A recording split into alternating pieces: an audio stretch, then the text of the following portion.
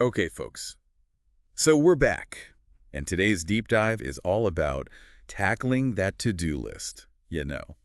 And not just like checking off those little things, but seriously boosting your productivity. We're talking about how to make real progress on what truly matters. That's right. We're going to be digging into Eat That Frog. That's a book by Brian Tracy, a real classic in the productivity world. Oh, yeah, eat that frog. Okay, so first off, when I hear that title, I got to be honest, I think about like actually eating a frog. Yeah, it's a pretty striking image, right? Definitely grabs your attention. Yeah. But so what's the deal with the whole frog thing? Is this like some kind of crazy new diet fad I haven't heard of? No, no, nothing like that. It's a metaphor. It's based on a quote, Yeah. actually. Okay, lay it on me. If it's your job to eat a frog, it goes, it's best to do it first thing in the morning. Yeah. And if it's your job to eat two frogs, it's best to eat the biggest one first. Hmm. Okay, so who said that? Sounds like something my grandpa would say, just to mess with you. It's often attributed to Mark Twain, though no one's completely sure if he actually said it. Okay. Still, it's a good one. So, all right, if we're not really eating frogs here, what's the metaphor all about? While the frog represents your most important task for the day. The one you're most likely to avoid, like putting off until the last minute. Yeah, exactly. It's that thing you know you got to do. It's probably going to be tough, but it'll have a big impact once it's off your plate. Gotcha, gotcha. Okay, so it's like prioritizing, right? Yeah. Not just about managing time, but like figuring out which tasks really move the needle. Absolutely. A lot of people get stuck doing the easy stuff first just to feel productive. But then the big important task, the frogs, they just sit there and get more intimidating. Ugh, I know that feeling. It's like I'm busy all day, but by the end, I haven't really accomplished anything meaningful. Exactly. So the key is to shift your focus. Identify those high-impact tasks, the big frogs, and make them your top priority. Okay, so how do we do that? How do you figure out what your biggest frog actually eye?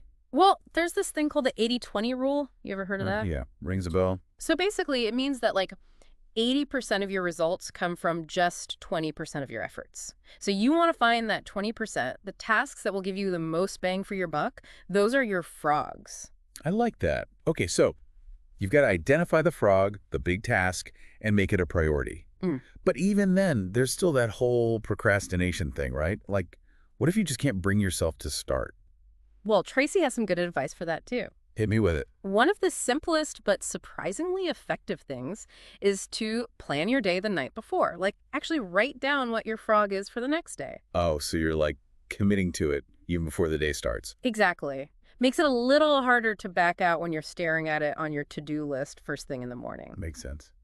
Any other tips? Yeah. Another good one is to break down that big frog into smaller bite-sized pieces. Oh, so it's not as intimidating, right? Exactly. And as you check those smaller steps off, you get the sense of accomplishment, and that can help keep you motivated.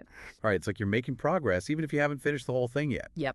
And finally, probably the most important thing, just start. Seriously, the hardest part is often taking that first step. So don't overthink it. Don't worry about doing it perfectly. Just dive in and get going. Love it. So basically, Eat That Frog is all about prioritizing those big, important tasks and then just finding a way to tackle them head on. Exactly. It's a way to take control of your day and make sure you're spending your time on the things that truly matter. And it doesn't have to just be work stuff, right? It could be anything, a personal project, a creative goal, even finally cleaning out that closet you've been avoiding. Absolutely. Any area of your life where you're feeling stuck or overwhelmed, this approach can help. I like that. All right, so for all of you listening out there, think about it. What's your biggest frog today? What's that one thing that if you got it done would make you feel amazing? Find it and go eat that frog. You won't regret it. And that, folks, is your deep dive on Eat That Frog. We hope you enjoyed it. And we hope it helps you conquer your to-do list and, achieve your biggest goals. Until next time. See you then.